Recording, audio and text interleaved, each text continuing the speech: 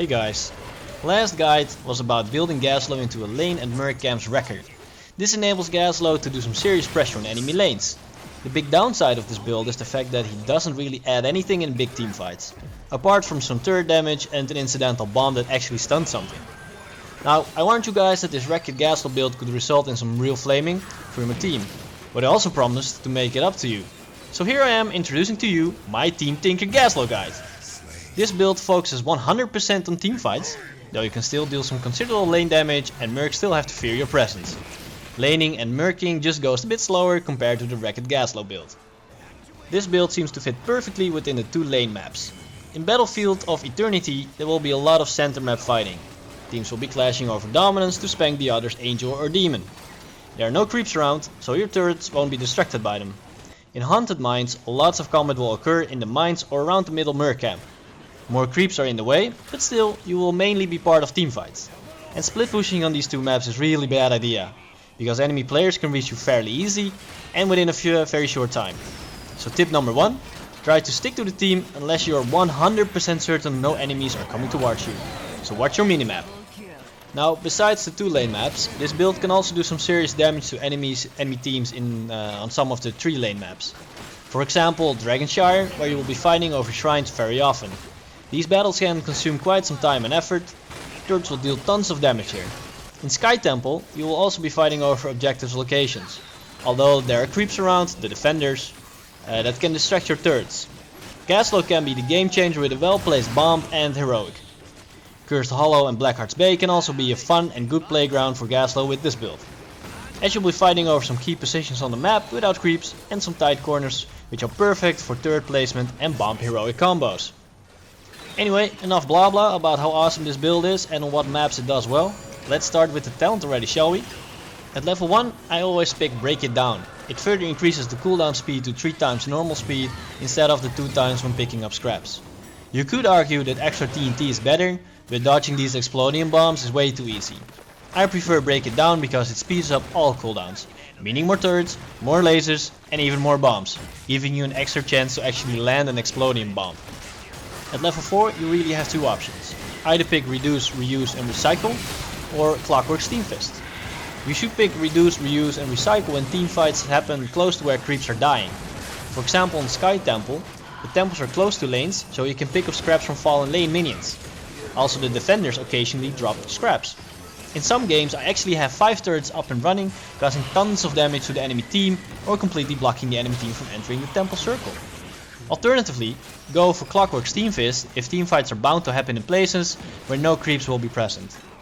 Good examples are Battleground of Eternity, no creeps are to be found in the center of the map. Cursed Hollow, the spawn locations of the tributes have no creeps. And Blackheart's Bay, if you're fighting at the coin turning location, you won't be finding any creeps either. If your turrets are not being destroyed, you should be able to get 4 turrets up and running in the long run on these key positions. At level 7 you can pick a key talent for this build, Engine Gunk. It slows everything it shoots by 25%, both its attack speed and movement speed. Well placed turrets can ensure that no enemies will be escaping you or your allies. The heroic ability you should choose is obvious, right? Go for Gravel Bomb 3000. After a short delay it will pull everything inside the force field to the middle. The best way to use this ability is to first place an exploding charge in the middle of all enemies. Right after, drop the Gravel Bomb 3000 with its center somewhere in the explodium charge area of effect. Explodium has a longer delay than Gravel Bomb, so you need to do this in this order and only then will you be able to get the only super stun enemy die just like Slice Combo Wombo. Next up is the SPZ Dimensional Ripper. Whenever your laser hits creeps and buildings, they will be frozen for 3 seconds. If it hits enemy heroes, they will be slowed by 40% with both attack speed and movement speed for 3 seconds, which is a ridiculous amount. Your laser's reach will often extend faster than enemy heroes are able to run away due to corners and the like. So in most cases you will be able to land a hit with the laser, giving your teammates the opportunity to finish the enemy off. This is a very powerful skill. And since you have Break It Down talent, which you picked at level 1, you'll be able to use the lasers quite often. Some people swear to God that sprint is a must-have for Gazlowe, but I highly disagree here. Especially with this build.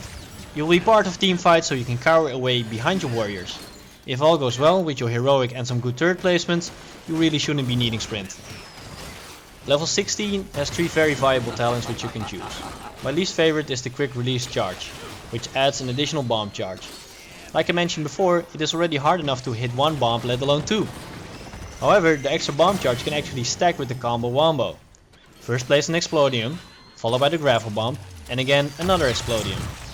If your heroic does hit some enemies, they will get hit twice by the Explodium, resulting in multiple seconds of stun.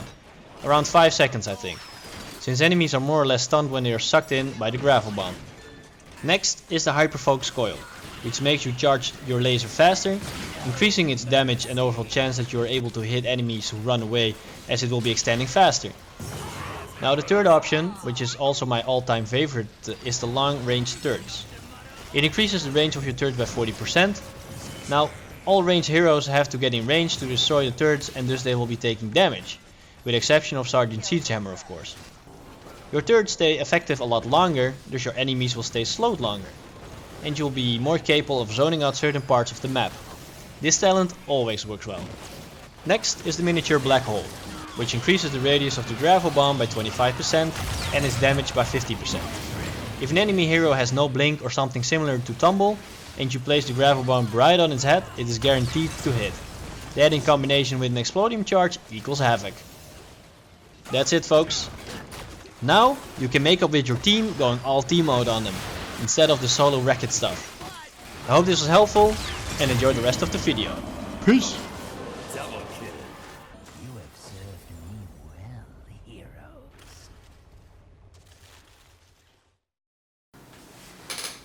Guten Tag, people! Thank you for watching. If you want some more Gazlowe action, check this video. Wrecked Gazlowe, awesome in destroying buildings.